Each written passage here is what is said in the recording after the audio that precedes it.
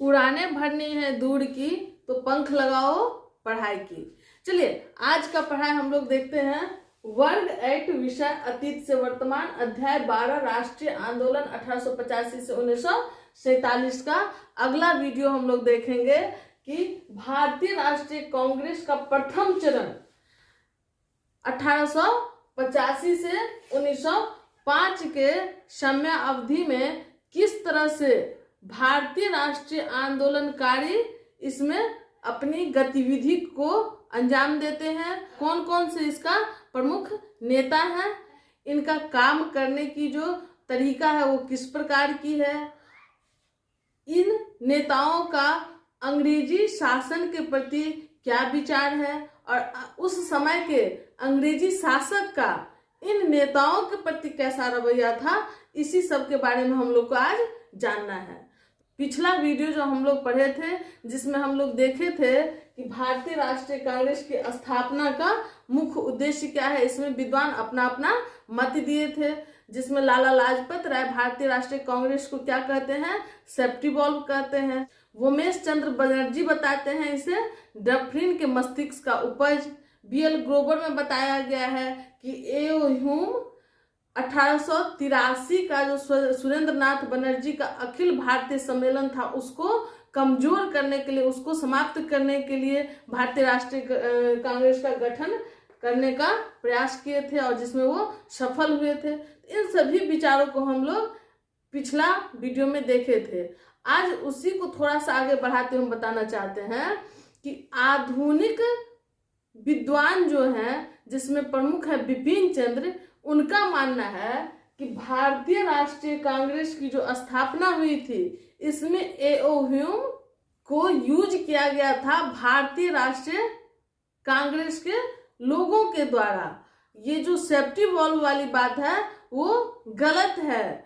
इसमें तो भारतीय राष्ट्रीय कांग्रेस के जो सदस्य सब थे वही ए.ओ. ह्यूम को एक कैटलिस्ट की तरह प्रयोग किया था। उस समय के जो नेता थे उनका मानना था कि अगर हमें अंग्रेजों की समर्थन नहीं मिलेगी और अंग्रेजी शासक व्यवस्था के विचारधारा के अनुरूप हमारी संस्था नहीं रहेगी तो फिर हम अपने संस्था को ज्यादा लंबा समय तक टिका रहना मुश्किल हो जाएगा। इसीलिए प्रारंभिक अवस्था में, शिशुअवस्था में हमें अंग्रेजी समर्थन की आवश्यकता है। इस तरह की कुछ विचार थी भारतीय पढ़े लिखे लोगों की, इसीलिए उन्होंने ए.ओ. ह्यूम की जो मदद मिली तो उसे वो अस्वीकार नहीं किए और उन लोगों के साथ मिल करके अपनी इस संस्था का स्थापना किए थे।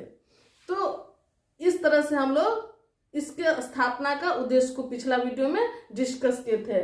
आज हम लोग देखेंगे कि प्रथम चरण में इसका गतिविधि, इस भारतीय राष्ट्रीय कांग्रेस का गतिविधि क्या था। तो सबसे पहले हम लोग जान लेते हैं इसके प्रमुख नेता कौन कौन थे।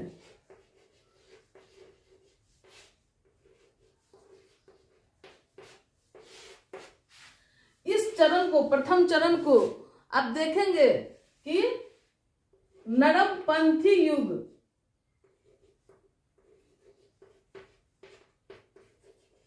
नरमपंथी युग के नाम से जाना जाता है। इसे गरम दल के द्वारा भिक्षावृत्ति युग का भी नाम दिया गया है। कभी कभी आप देखेंगे कि क्वेश्चन में नरमपंथी दल के स्थान पे उदारवादी दल शब्द का भी प्रयोग होता है और पूछता है कि उदारवादी दल के प्रमुख नेता निम्न विकल्पों में से कौन सा नहीं है।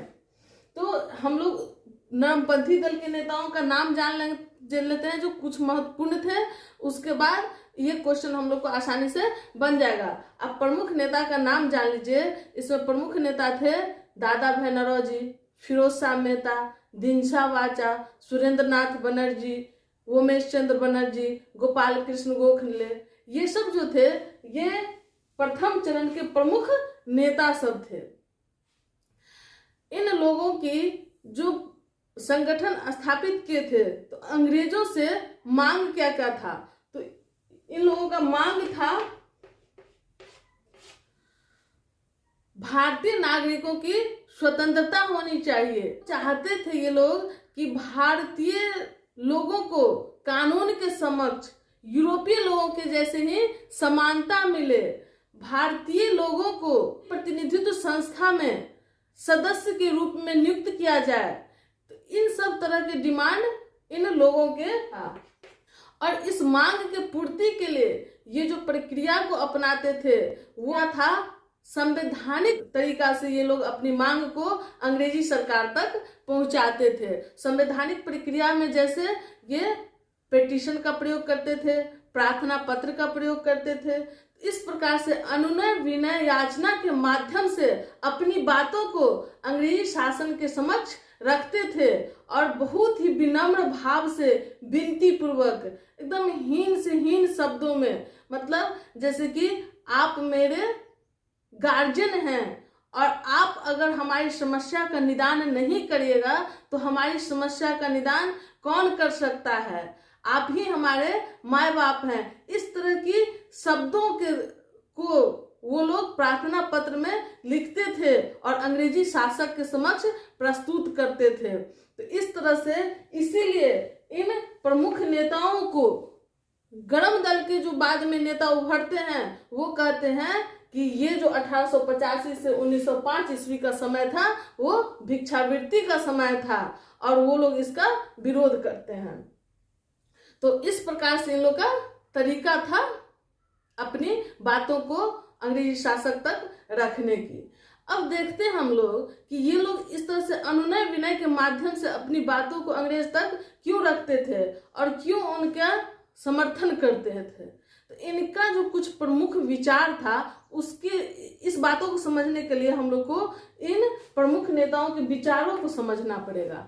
आप देखेंगे कि 1886 में जब कांग्रेस का दूसरा अधिवेशन होता है कलकत्ता में, उस समय उसकी अध्यक्षता दादा भाई नौरोजी के द्वारा किया जाता है और ये इस अध्यक्षता में कलकत्ता अधिवेशन में अंग्रेजी शासन के लाभ को काफी विस्तृत रूप में गुणगान करते हैं और अधिवेशन के शुरुआत में महारानी विक्टोरिया का जय जयकार के साथ अधिवेशन की शुरुआत होती है और जो प्रतिनिधि इस अधिवेशन में भाग लेता है वो ताली बजा करके उनके भाषण का अनुमोदन करते हैं। इससे हम लोग देख रहे हैं कि क्या लग रहा है, अंग्रेजी सत्ता को ये लोग पसंद कर रहे थे। इन प्रमुख नेताओं का मानना था कि वरदान है कि हम लोग अंग्रेजों के संपर्क में आए हैं, अंग्रेज हमारा शासक बने हैं। अब इस बात को इस चीज से भी पुष्टि कर सकते हैं कि इस संबंध में आप देखेंगे कि बदरुद्दीन तैयब जी 1887 में जब मद्रास अधिवेशन की वो अध्यक्षता करते हैं तो बोलते हैं कि महारानी की करोड़ों प्रजा है जिसमें सबसे राजभक्त जो प्रजा है वो भारत के पढ़े लिखे शिक्षित वर्ग है, इससे ज्यादा राजभक्त कहीं की प्रजा नहीं हो सकती है। तो अपने आप को महारानी के प्रति अपनी राजभक्ति को साबित करने का नरमपंथी नेता सब प्रयास कर रहे थे। इसी बात को आप इससे भी समझे कि गोपाल कृष्ण गोखले कहते हैं कि अंग्रेजी सत्ता भले ही कितनी ही खराब क्यों न हो परंतु आज वही व्यवस्था स्थापित करने में सफल है। इसीलिए भारत में अगर उन्नति चाहिए तो अंग्रेजी सत्ता बनी रहनी चाहिए। आप देख सकते हैं कि किस प्रकार से उस समय के जो प्रमुख नेता सब थे वो अंग्रेजी शासन व्यवस्था का समर्थन कर रहे थे। और अब ये जानना आवश्यक है कि इन नेताओं के प्रति जो अंग्रेजी शासन व्यवस्था उस समय था उन अधिकारियों का क्या रवैया था। इसमें आप देखेंगे कि लॉर्ड डफरिन, जिसे भारतीय राष्ट्रीय कांग्रेस के स्थापना इसके मस्तिष्क का उपज माना जाता है कि भारतीय राष्ट्रीय कांग्रेस की स्थापना हुई थी। तो लॉर्ड डफरिन का आरंभिक काल में इस संस्था के प्रति सकारात्मक रवैया रहता है और 1886 ईस्वी में जब कलकत्ता में प्रथम अधिवेशन होता है उस समय ये भारतीय राष्ट्रीय कांग्रेस के जितने सदस्य होते हैं उन सभी को ये गार्डन पार्टी देते हैं, जिसको हिंदी में उद्यान भोज के नाम से जाना जाता है। और ये बताते हैं कि हम राजधानी में आने वाले सभी आगंतुकों के लिए यह पार्टी का आयोजन किए हैं।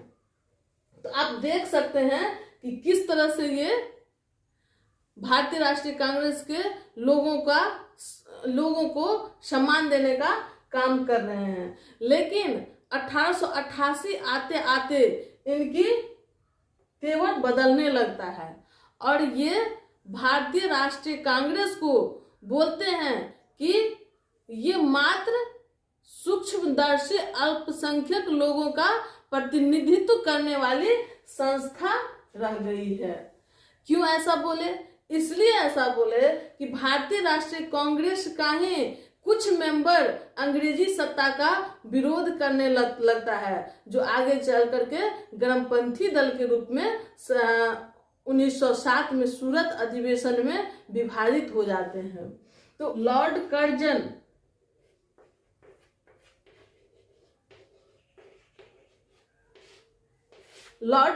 कहते हैं भारतीय राष्ट्रीय कांग्रेस के बारे में कि यह संस्था अपने पतन की ओर लड़खड़ा रही है और हमारी चाहत है, हमारी इच्छा है कि भारत में हम रहते हुए इस संस्था के पतन में शांतिपूर्वक सहयोग करें।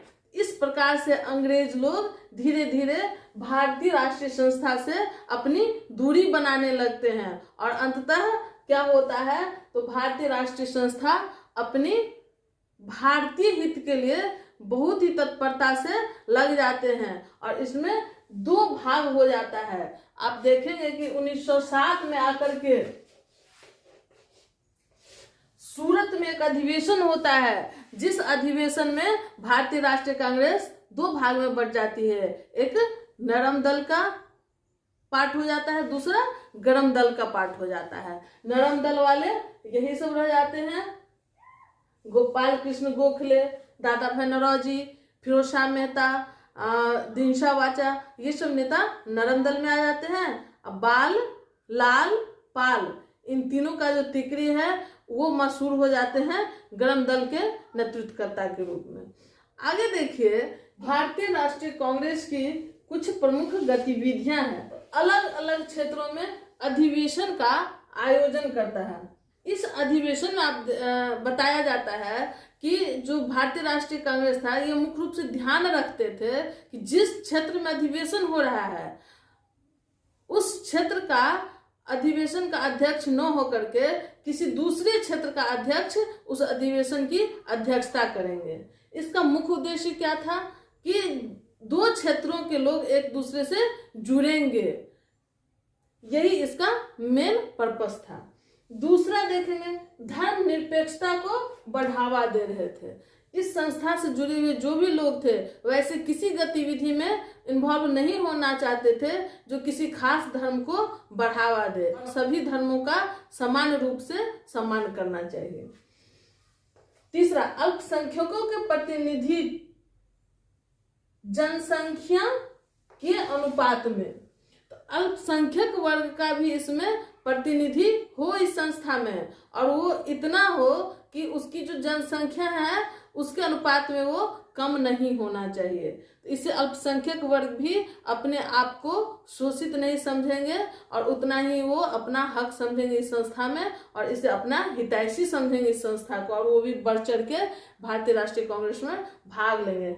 इन सब तरह की बातों को उन्होंने ध्यान रखा।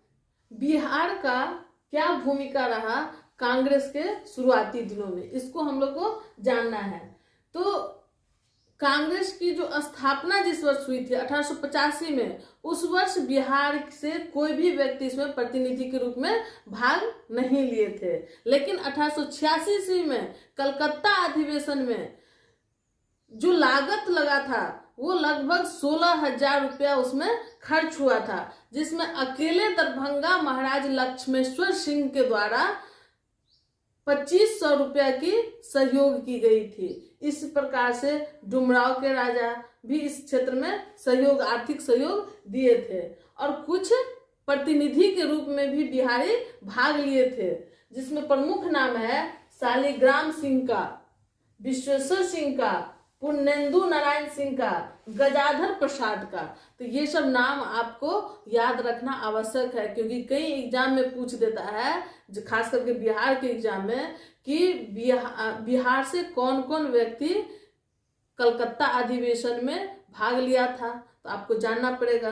या फिर प्रथम अधिवेशन में भाग लिया था, तो प्रथम अधिवेशन के बारे में पूछेगा तो कोई व्यक्ति नहीं भाग लिया था। अगर द्वितीय अधिवेशन 1886 का अधिवेशन जो कलकत्ता में हुआ था उसके बारे में पूछेगा तो आप बताएंगे कौन कौन, शालिग्राम सिंह, विश्वेश्वर सिंह, पुण्येंदु नारायण सिंह, गजाधर प्रसाद सिंह, या इनमें से कोई नाम नहीं रहेगा तो लिखेंगे इनमें से कोई नहीं, है ना। तो इस प्रकार से आपको ये नाम सब भी जानना आवश्यक है। इसी के साथ आज का वीडियो समाप्त होता है। धन्यवाद।